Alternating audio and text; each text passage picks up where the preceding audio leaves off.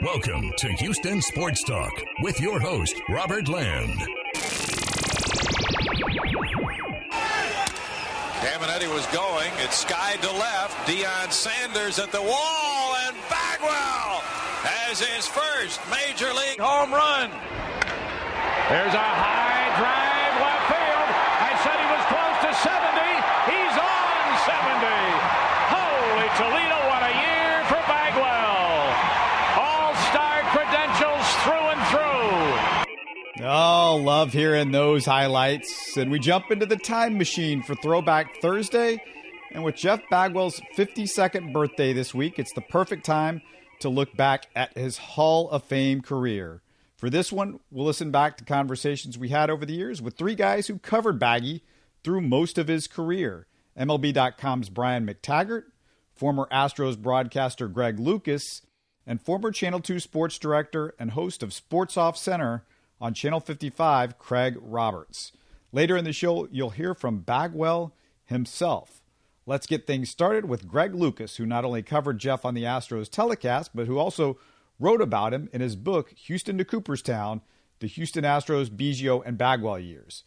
Let's make our way to the time machine and reminisce about one of the Astros' all-time greats.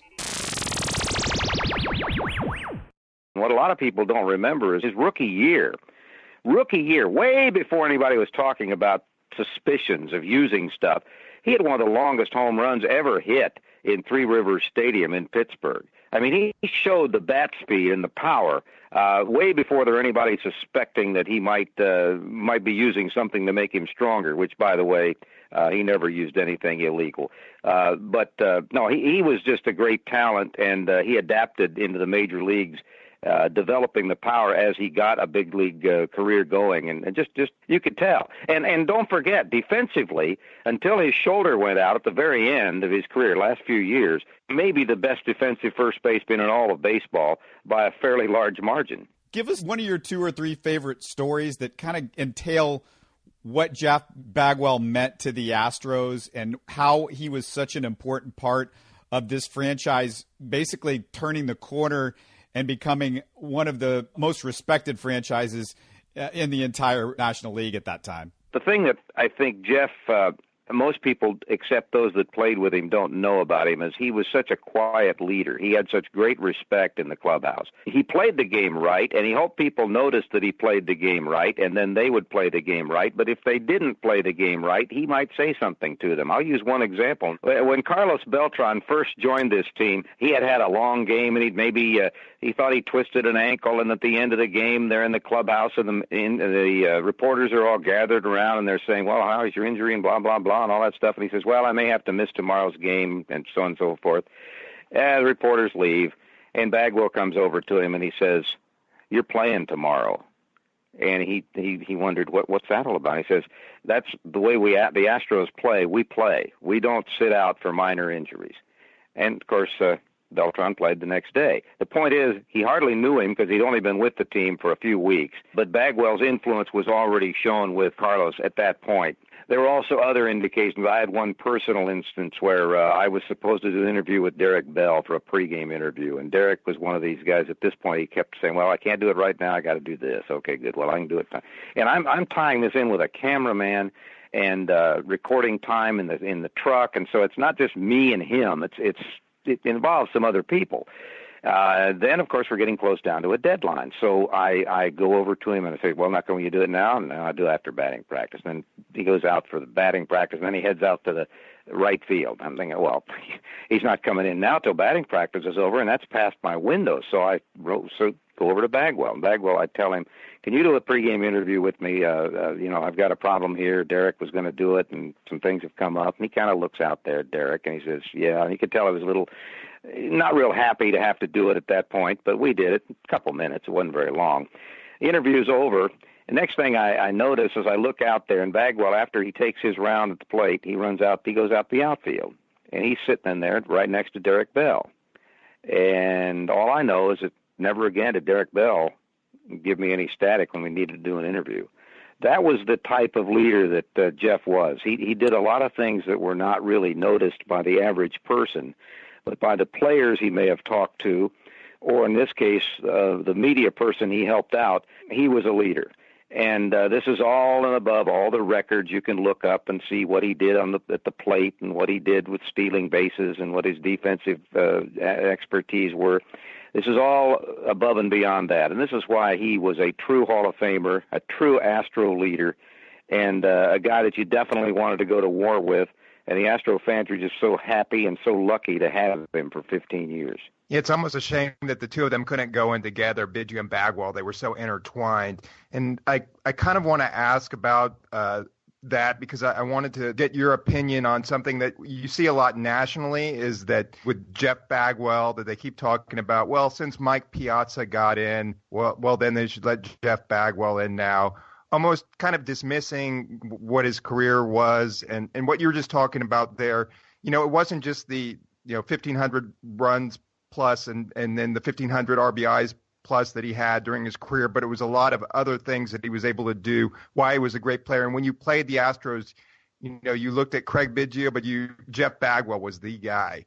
And, it's been so with all the performance-enhancing drugs and suspicions and rumors and, how Jeff Bagwell with the arthritic shoulder and the masking agent with Andrew. How do you respond to kind of all these people nationally who didn't get to watch him on a daily basis? I guess that's my question to you. Well, I object, obviously, to them automatically saying, well, he got big and strong, and so therefore he had to do this, and then they'll write a story about something saying that how did he have that 1994 season? Well, he had done nothing to help physically build himself up before the 1994 season was over. So, number one, that's not true. And number two, he himself has admitted that he did use creatine and he did try Andro when they were both legal. In fact, they were both GNC products for many, many years, and they were legal not only over the counter for anybody, but baseball didn't have any rules against them either at that point. The point being that he actually rejected using both because of the creatine can cause a problem with your kidneys if you don't really use an awful lot of water. And the Andro has also some other side effects, but in his case, he said he didn't notice any difference. So consequently, he was not on any of that stuff when any of it was illegal. He was never on any programs of any official steroids like Winstrol or any of those other things. Never had an injection of anything. So I object to that, and he's been quoted on that many, many times. Nobody that worked in the training department has ever even indicated, even like wink, wink, that there was anything going on with Jeff. And that is what I have objected to. Yes, he knew Ken Caminiti. Ken Caminiti did, in fact, get involved with hardcore steroids, but not until, and Ken, in his admissions and all of these things before he died, never touched those until he was in San Diego. And went across the border and picked up some stuff, and they worked for him, and then he got involved. But that's the sad part because there's a relationship, and Jeff was a workout freak. He never quit working out in the gym before and after games, and so this is something that people just don't know. And I think that was why being painted with a broad brush was very sad. I mean, obviously, there will be suspicions about people who are mentioned by others in books, for instance. I have read every single steroid-era book ever written, from the guy in New York, the trainer, to the stuff that was put together, exposés by a couple of newspaper groups. Jeff Bagwell's name is never, ever been mentioned. Padre Rodriguez's name has been mentioned, and he very well might go into the Hall of Fame this year. And, of course, Piazza's name has been mentioned. But Bagwell's name was never even speculated by anybody in any of those books. And yet, because he was big and strong and he knew some people, he was painted with a brush that caused him to have to wait. And I think that's just a crime. What was the difference between the leadership styles between Craig and Jeff? Jeff was much quieter. Craig was much more public, especially with the media. Jeff was not, and that was a big difference. Craig could sometimes rub guys the wrong way because he might be a little bit more outspoken, but Jeff was not. Jeff was much quieter, and he just had great respect because they all saw how much work he did. They all saw how much work he did to get ready to play the game, and it rubbed off. You get the idea that those guys are close to this day, or was it more about their baseball relationship than anything else? Well, they're close, but they were never. Yeah, it's baseball mostly. I mean, they're friendly, and they've always gotten along. They've had their lockers were next to each other, but it was a baseball relationship because they're very different. I mean, Jeff, unfortunately, has had several marital situations. He's been married 3 times, and he's very happy now. But he's been married 3 times, and he'd party. Craig was not that kind of guy. Craig was a family. I mean, he and his family all the way, old-fashioned, almost father knows best type situation. 3 kids and a wife that he's been with since college, and they're big differently. So they're different socially and they're different off the field. But in playing baseball, they both had one thing in common, and that was to be as good as they could very much be. They were both very loyal to the team they played for, and they also wanted to set an example for everyone else. That was a guy so many of you remember from his many years on the Astros broadcast, Greg Lucas. Once again, his book is entitled Houston to Cooperstown, the Houston Astros, Biggio, and Bagwell years. Now let's pick up our conversation with MLB.com's Brian McTaggart, who covered Bagwell for many years with the Houston Chronicle. We caught up with McTaggart right off the announcement that Bagwell had made the Hall of Fame. The thing I really took away from it were some of the stories that Jeff told about growing up a Red Sox fan and admiring Carl Yastrzemski, and his dad was a big Ted Williams fan, and getting the chance now to go into the Hall of Fame with both of those guys. I mean, I just can't imagine what that must be like for him. Just a magical thing. And when Biggio went in the Hall of Fame a couple of years ago, he really opened up and told all sorts of stories that we had never really heard before. I mean, Biggio was a guy who was always great with the media, but he wasn't a great quote. He was kind of cliche-ish, but during the Hall of Fame stuff, I mean, he was great. He poured out all these stories that we'd never heard, and I think we're starting to see some of that from Bagwell now. I mean, there's nothing else for him to achieve anymore in baseball. He can rest easy. He can bare his soul a little bit and tell stories about him and his dad going on the roof when he was a kid and growing up in Connecticut to adjust the antenna so they could see the Red Sox play, and because he had to see Carl Yastrzemski, and now he sits back and wonders if that happened in Houston, if there were dads and sons who, sat down every night just to see him play, and they were, and I think that stuff is kind of hitting him now hard, is just the impact that he had on fans in the Houston area and families as they grew up and shared the experience of watching Bagwell play baseball like he did watching the Red Sox and Yastrzemski. Yeah, one of the things that I just find interesting, and I don't know how much you've had a chance to talk about this with him, Brian, is, he could have gone somewhere in free agency. He decides to stay in Houston for his entire career. And, he was a big Red Sox fan. This was his team. He gets drafted by the Red Sox and then never plays there, ends up with the Houston Astros.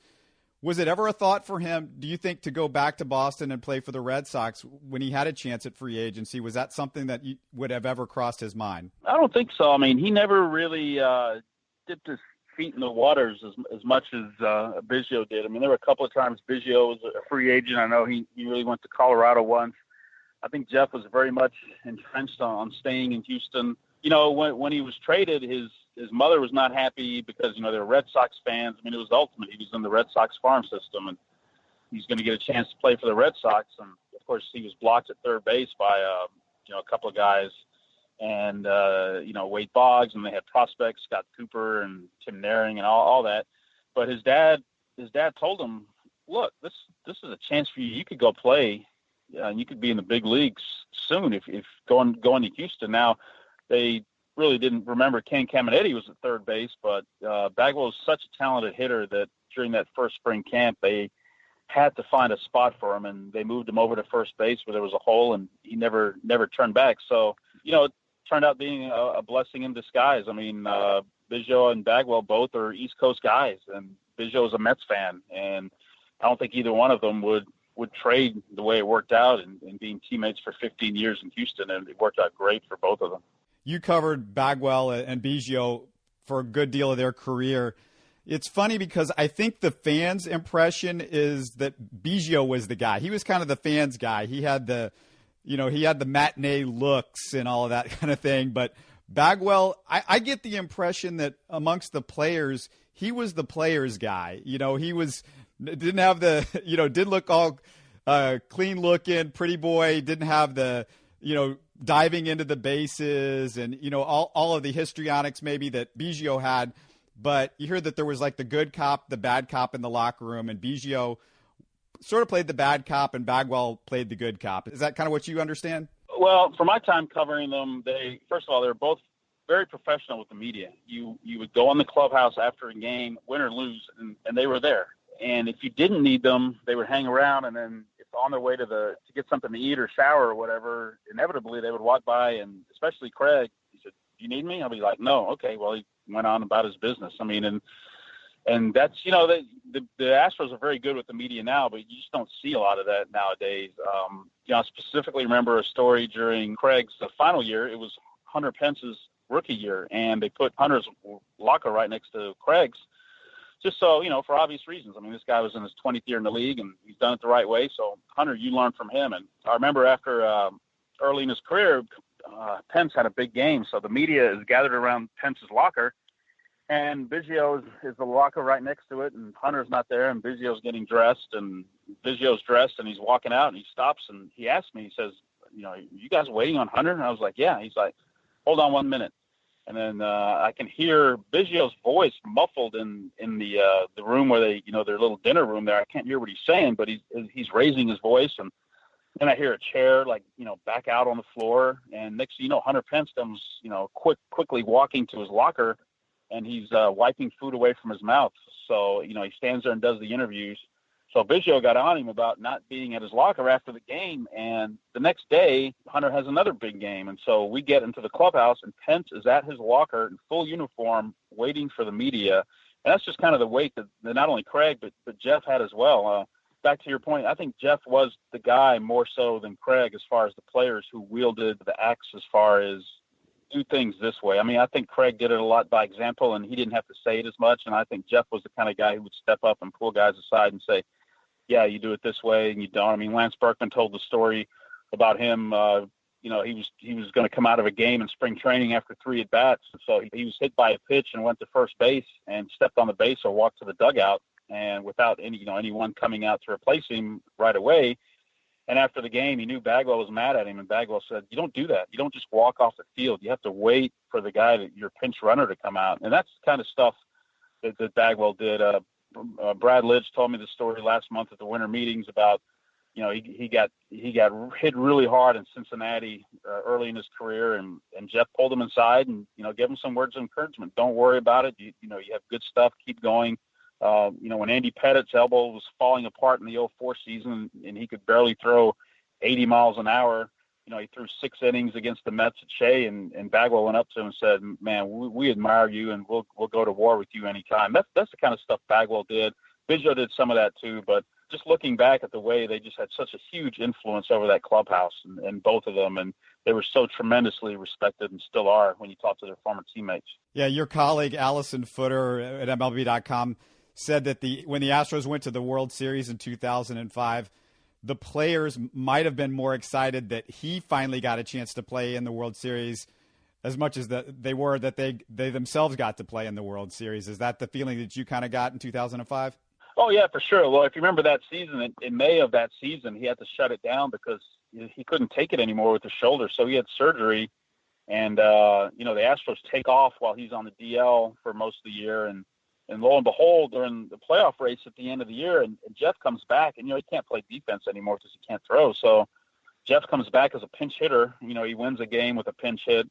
And so they make the World Series, and, you know, games 1 and 2 are in Chicago, and Jeff's able to DH. And it was really fitting, I think, that, you know, he really worked hard to come back, and he needed to be in the lineup for the World Series. He even got a hit. He was 1 for 8 in the World Series, had 4 at-bats, I think, in both those games. So, you know, for him, it would have been tough, I think, for him to play all these years. The team finally gets to the World Series, and, you know, he didn't get to play. Now, he didn't get to play defense, and, you know, he only got 8 at-bats, and he had a hit. But, you know, he was there for the World Series. He was in the lineup with Craig and Lance and all those guys. And, you know, the only other piece to the story that is missing is that they didn't win it. They came close. I mean, they were swept, yeah, but 6 total runs in the series. You know, definitely could have went the other way. Brian, you're pretty much like an Astros historian. Now you have the book out, so you know a lot about the history and covering the team. Would you say Jeff Bagwell, best player you've covered so far in an Astros uniform? Yeah, I would say so. Craig obviously played 5 years longer and played at a very high level in the late 90s. But Bagwell could do a little bit more at his peak, which was 1994. I mean, he drove in 116 runs in 100 games. He broke his hand just before a strike anyway, but, he could hit for more power. He could, hit to all fields. He could run, not as good as Craig, but he could still run. I mean, he stole 30 bases. Like Craig, he was a guy who changed positions and ended up winning a Gold Glove. He was a great base runner. So I think the power aspect is what pushes him, I think, ahead of Craig a little bit as far as all-around player. And take nothing away from Craig. I mean, he hit close to 300 home runs. But that 94 season when he won the MVP, I saw pretty much all of those games, all those home games in person, and it was amazing. He was 2 for 4 every night with a couple RBIs and a home run, it seemed like. I mean, he didn't have a slump, sort of like Altuve a couple of years ago when he had 225 hits. Bagwell never had a slump. I mean, no one could get him out, and it was just amazing for him to watch him play at that level. He played at that level for a good 6 or 7 years, and then at a very high level for a few years beyond that. Yeah, Tim Kirkjian called him one of the 5 best first basemen of all time, actually.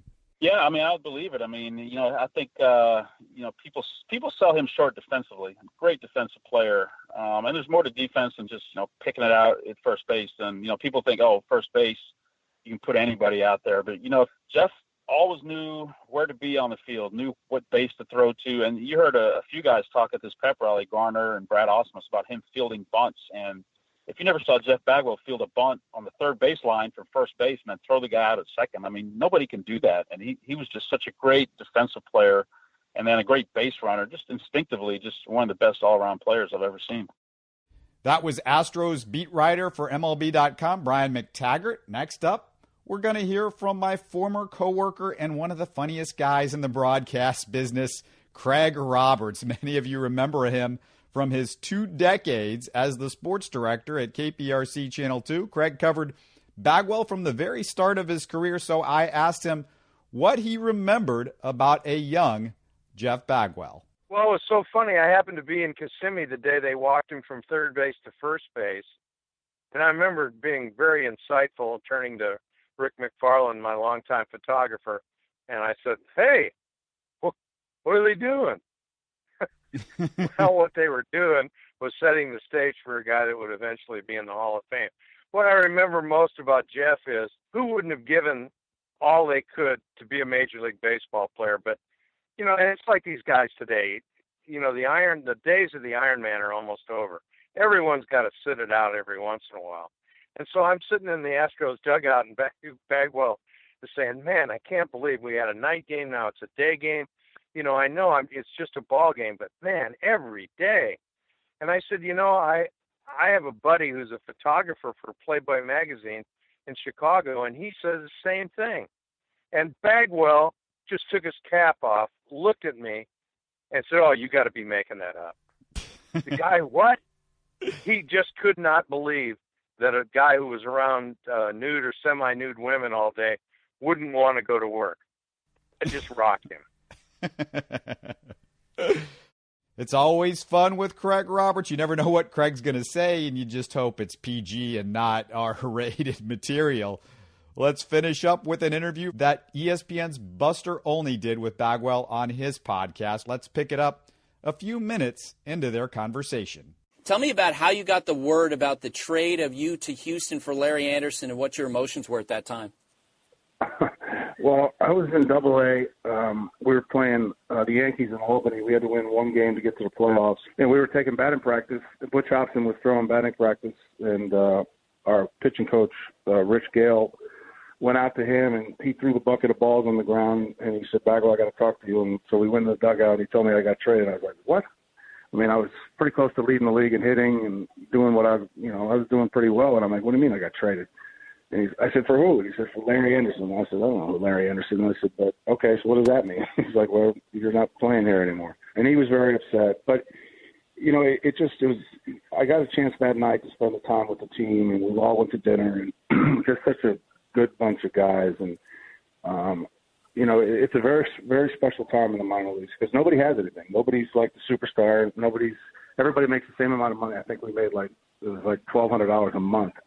So we all helped each other out. It was just a special time. And then my father came and picked me up from Albany and came back and said, hey, I was looking. I said, he said, you might have a chance on that team. He said at that particular point, Cammy had hit like 247 or something like that. And I was like, man, I could hit 250, probably.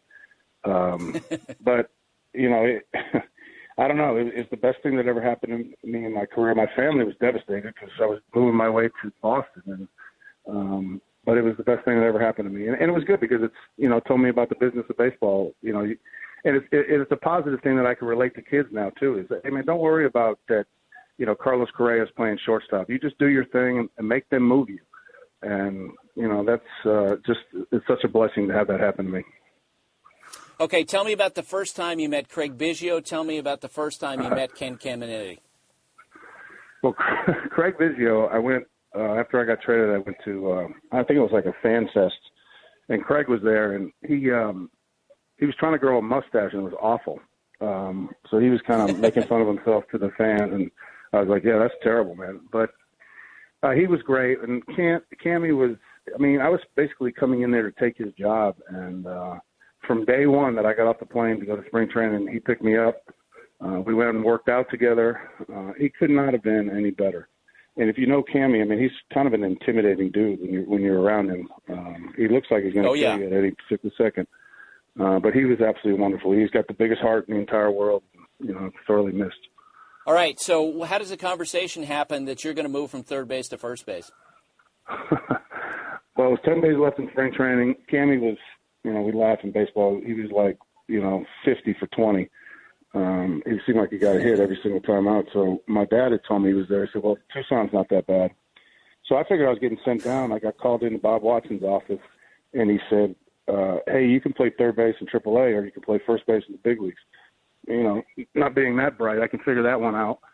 So I just went on a crash course with Bob Robertson to learn how to play first base in 10 days, which was wonderful. It was a lot of fun, a lot of work. When you're a kid and you get a chance to play in the big leagues, it was an amazing time for me. And it went so quick, thinking that I was going to get sent down to actually knowing that I'm going to play in the big leagues.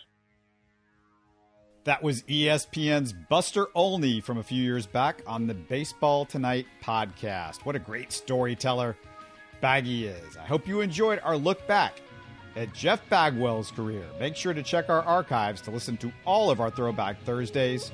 Enjoy your weekend, everyone. You're listening to Houston Sports Talk. Don't forget to follow Houston Sports Talk on Facebook and Twitter. Subscribe to us on iTunes, Spotify, the Google Podcast app, or the Stitcher app. You can support us by giving us a 5-star review on iTunes or by telling your friends about us. Spread the word, everybody. Thanks for listening.